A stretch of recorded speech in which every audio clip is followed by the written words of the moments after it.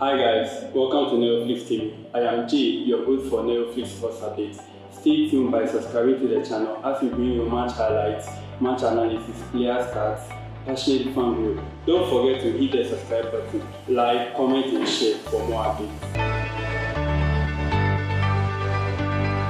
Hello viewers, welcome to Netflix Sports Updates on Netflix TV. I am Jay and today we'll be delving into the match between Fulham and Manchester United. I have with me a guest over here and the person of Onana Spirito and Chase.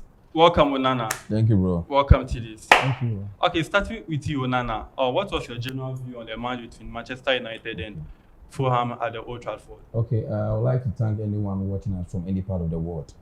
As you said, my name is Onana Spirito, and this is our station that we want everybody to be watching us from now onwards, and we'll be giving live updates about football stuff, transfer, player updates, and statistics about players. What I'll say is, regards to this match, yesterday, if you remember, I told you I was expecting a good game from both sides, but I didn't like the impression of the game. Looking at the setup of United, and then adding technical team to their previous team, I expected much performance from them. From build-up to consolidation to institution to finish was very bad for me. They were not clinical, and then I wanted to see something different from the old United we saw last season. This is not the case with what I saw yesterday. Fulham, on the other hand, also had a couple of chances they could have scored to bury the game. They also wasted chances. So me, what I would say now is United have a lot of work to do. They have to do a more of rundown works, looking at the position of the players, their build-up to consolidation, to insertion to finish was very poor. Honestly speaking, if they have met a better side like, let's say, Liverpool or Manchester City, it could have been a disaster for them. All right. Onana said that Manchester United, what are your views on it? I'll also say good afternoon to my viewers, those watching us all over the place. My name is John Trace, as you know, and thank you so much for inviting me on your program. You're welcome. To delve into the issue, I think Manchester United, we still have an old story that needs to be worked on. Looking at the United that finished last season on a very low note, considering the players that they are having, the Garnacho, the form that he had from last season, getting into the Copa America and coming back, I see no reason why Garnacho should be on the bench. And with this Fulham team, they are rejuvenating from the team that came last season with Muniz. The guy needs more space, and Ten Hag really has to work on his team. Because for Bruno being up front, I don't see Bruno being up front whilst Rashford is also on the wings. So I think Ten Hag really have to work on his team. Okay, so you talked about their technical staff. They adding real Van Nistelrooy and all those things in addition to their technical staff, but I didn't see any real improvement. But don't you think that with the substitution Eric Tenga is introduced into the game gave them the winner? Okay, I'll say they brought in a couple of players, and then I think two joined in the course of the week for their preparation towards this match. Well, I would say they have majority of their players that played last season, and I expected much improvement from them. You understand? Look at the goal they scored. I would say it's a lucky goal. The game was good, ending as draw, and then we saw what happened in the dying embers of the game. I was so surprised United were playing that game. Their build-up, everything from the onset was very poor. I didn't like the way they played, because you remember when I was telling you yesterday, I told you something about the best rating that will occupy the top EPL next season, and I didn't bring United into the top 3. You understand? These are some of the reasons. Look at my Liverpool that played this afternoon. You can clearly see a good team playing. You see how they move the ball, positional play. They were able to twist the game in the second half. So what I would say is, they have more video analysts. Today the games have improved. So you have more video analysts at your bench who need to assess each and every one player. You understand? And this is going to help a lot. They have to get in touch with video analyst team who will be giving the in-depth analysis about how the team should progress, their weakness and their strength. That is SWOT analysis. This is very important. If they keep playing this way, I don't think United is going to go far this season. It's very bad. So they have to put one or two things together. Joshua Zirkzee, he did very well when he came. You can see clearly a good player. He touches his movement. He gave the pass to Casemiro to the other player who assisted the goal, and then he went in then to finish the game for them. So I think that guy should be given more time to play next season. Sorry, this isn't rather. This is okay to you. Your question is that I want to know: is it the fault of Eric Ten Hag or is the fault of the players? Because you can see in the dying minute of the game, Garnacho had me and Pooh like an empty pool to score, but he missed that game and couple of chances from Bruno Fernandes. So do you think it's still the work of the technical team, that's Eric Ten Hag and co, or there is something among the players which is not actually working well with the team? I think for now, Ten Hag has a problem, but what he needs to work on is the players' connection. Because when looking at the players, when going forward, you could see Bruno always try to position himself very well to receive a pass, or whenever that he is up front, he positions himself to get the last touch to somebody to score. But you could see them lacking. Someone like Rashford yesterday, he was very bad. He had the chances. You could see Rashford is trying to come back to the form that he used to be in, but he still needs to move. So tactically, the team really has to work on the players. Okay, so talking of tactics, what do you think? Which tactics do you think Eric Ten Hag should deploy in his next game, using Fulham's game as like what's the name, a standpoint into the subsequent game in the course of the league? I think with Garnacho, I'll always go for Garnacho. For Rashford to sit up. When he's being benched for like 3-4 games, for Garnacho to be in the game, I think everything will work in front of United. All right, but he's talking about Garnacho, but Rashford. He talked about Rashford. We all know Rashford to be a selfish player and all those things. But yesterday he gave a clear-cut chance to what's the name, Garnacho to score, and he missed that chance. So, what do you think? Should he still be benched, or it should be play? It should be dropped to the midfield. It should be helping from tracking back and all those things. Okay, what I would say, they have a pool of players they can't make selection from, and then I would say that from what Tree said, I would prefer he goes in for the 4-2-3-1. That's a very good formation. He can have. They are not giving importance to Christian Eriksen. He's a very good player who can move the ball, who can change the dynamics of the game. So I prefer he plays Christian Eriksen and Casemiro two pivots in their next subsequent game. Then he plays Fernandes be ahead of them. You can have Ahmad Diallo. He played so well yesterday. He needs to work on one or two things. Ahmad can be on the right side, and then Garnacho on the left side. And then Joshua Zirkzee, his movement is very superb. You can't keep him on the bench. Looking at what I saw yesterday, the few minutes he got. You shouldn't forget, Fulham also played so well yesterday. Adama wasn't clinical up front. He got a couple of chances, and then he was just wasting it. Fulham coach Marco Silva has a lot of work to do with regards to how they're going to finish. So I would say United should be more careful with the way they approach games. They didn't start the game well, they didn't end the game well. At the dire embers of the game, you could see Fulham were coming into the game, and they were also tired. They all put their effort into the game from the beginning, and then getting to the end of the game, it became so difficult for them, tiring legs and other stuff. So I would say both teams had a lot of work to do regards to as the season progresses, but they need to find their rhythm. If the moment to find a rhythm, they are good to go. Okay, so let's look at Adama Traore.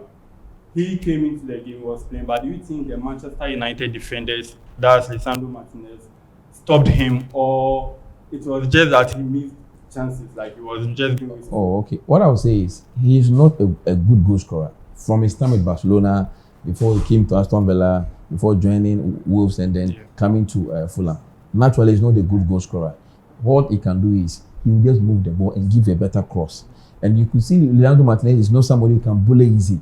Looking at his stature and his height, you cannot think that he's short. He doesn't have the physique, so you can bully him. No. I would say it was a 50 affair. But I expected much from him because of the experience he has gathered from playing all these teams. You understand? Yeah. So Adama has a lot of work to do. Here is not Wolves where he's going to use baby oil on his body, then he'll be running. When the moment you touch him now, you slip, then he goes. He had one-on-one chance. He was to beat Martinez along the line. Look at their first chance. He was the one at the main point to give the pass, and the pass he gave was very bad. You beat two players, you get into the 60 yards ball, give a better pass for somebody to score, then you give that pass. He has a lot to learn, and the coach needs to make sure this guy gets a particular training routine that will help him finish. The moment you get to the 18 line, you have to think, you have to look at players around. What should I do? Should I pass or should I move in the ball? These are some of the important things that makes you a good player. If you're able to dictate and then know all these things along the line, it doesn't make you a good player. He has the strength, he has the speed. What is left is finishing prowess. This is very important as a footballer. So I would think they also have a lot of work to do with their team. And then Emile Smith also did so well. That was his first game. He has been on the bench for about 2 seasons at Arsenal. He hasn't been playing. So I think as season progresses, you can see his movement, how he can control games, how he can dictate games also helped the club yesterday. So looking forward, I expect much performance from Fulham from what I saw yesterday. Okay, still on Netflix TV. Don't forget to like, comment, and share. Subscribe if you are new to the channel. So John Trees, let's profile this player, Kobe Mainoo. What did you see about him in the game, like the whole game he played yesterday? What role did he play, and how did he play it into perfection? Looking at the Man U setup we have now.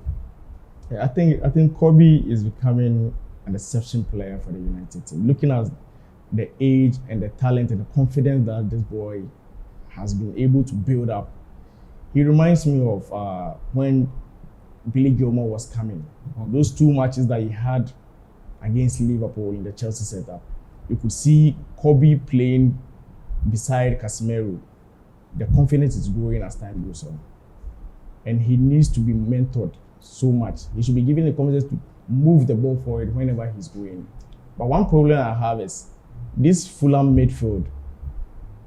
I think they are losing something. They are losing something like letting their key player, Joao Palhinha, move to Bayern Munich. It is really affecting this Fulham. But they brought in a replacement. No. Yeah. You can replace Palhinha. Cesar Lukic. You can replace Laliga. He was better than all the DMs in the EPL for the past 2 seasons. So I think they should work out, since we still have the transfer to go, they should find a replacement for him. All right. So we was talking about they losing Palhinha. So let's look at you. Let's come to you. Let me come to you. What do you think Fulham should do next time going to other games? Well, yesterday they played 4-2-3-1. Yeah. I don't know if that kind of formation is for away matches. And then for some time now, since for the past 2-3 years, Marco Silva has been with them. It has been the same formation with different variations. You can see 4-2-3-1, but what's on their page? They played in a different setup. Well, I think the 4-2-3-1 is a good information for them. And then looking at the players they have on board, as Tree said, they've lost Palhinha to Bayern Munich. They brought in Lukic. He played so well during the Euros. He's a very good player. I don't think they're going to miss him so much. But when the good things are done, this guy was Andres Pereira, a very good player who can play as a DM, who can play as an attacking midfielder, who can play on the wings. So when you have these players around, they're able to make things happen. I think it's because of the first match of the season, and then we cannot judge them for the entire season. But from what I saw yesterday, I think they need to do something regards to their finishing. It's very poor. You understand? So do you think they should bring on an attacker since the transfer window is still on? Yeah, it's not yet closed. I don't think it's necessary because you have Raul Jimenez on the bench and Rodrigo Muniz is playing. You have this guy Adama on your right, Alex Iwobi on your left, and you have a couple of good players on the bench who can come in. William terminated the contract with them. I think they should have given him 1 year extension. He's a player who's very good with set pieces, and then when he gets into the enemy territory, I would say they don't need to bring in players for now. They have to manage the budget that they have. The number of players they've signed is okay. When there is technical improvement to what they are doing, the results will come. I will be disappointed if Fulham is relegated. Honestly speaking, I'll be very disappointed. One of the traditional clubs I adore, Fulham and Everton. These are the clubs I like so much. So the coach, knowing all these things, losing your first game, your subsequent match, you need to look at what you did wrong and then you correct it. That's why I used SWOT analysis the other time. So from all this, most of the teams are employing video assistant referees or technical teams, analysts who are going to help, who are helping the clubs to do things, know some of the mistakes the players are committing. You understand? So this video analysis is going to help the team do a lot of things. Okay, so let's look at the debutants. That's Maguire of Manchester United and Wozexi. So how will you rate their performance? My surprise package was Mazuari. He did so much well. This is one guy. His name was mentioned in the EPL some years back. He was supposed to join Chelsea some time ago, And for him coming to United now and with his performance in his first match in the EPL, I think he did well. Okay. So who do you think would be your man of the match for yesterday's game? Your man of the, personally, in terms of whether it's from Fulham side or from Manchester United. Let's go from Fulham. Fulham, I would say Tete. Tete. So Tete. Tete, that's the name. Tete. He was the one playing the right back for. He did so well. And then with Manchester United, honestly speaking, I would say Joshua. He came here in 19 again from them. He won the game eventually for them. So that 3 points went to them. All right. So what about you? Who will be your man of the match? My man of the match will go to Casemiro yesterday. Yeah, we could see a different Casemiro to what we saw last season. Even though his age and injuries were not on his side last season, but yesterday was an improvement. All right. So your final submissions, and let's start from you. I think United, with this hard-earned 3 points that they had, they need to work on their team. And let's see, after 5 games, that is when we used to analyze United, whether they will do better in the league or not. All right, what about your final submission? In regards to what yesterday's game, I would say both teams played averagely. I wasn't impressed with the performance of Manchester United in particular because they are the big guys here. We expected much from them. I mean, last year, they started the season very bad in this aspect. We don't want to see. I don't like United, but as a football lover, I expect them to do better. They can give competition in the league. They have a lot of things to do. Because once you bring in somebody's head coach in the person of Ruud van Nistelrooy, go ahead, Eagles head coach, you bring these people on board and then you continue to play this way. It's not going to make their supporters happy. They have to improve. And let's speak. If I'm giving them over 10, I'll give them 5 over 10. That's when there's an average performance from them.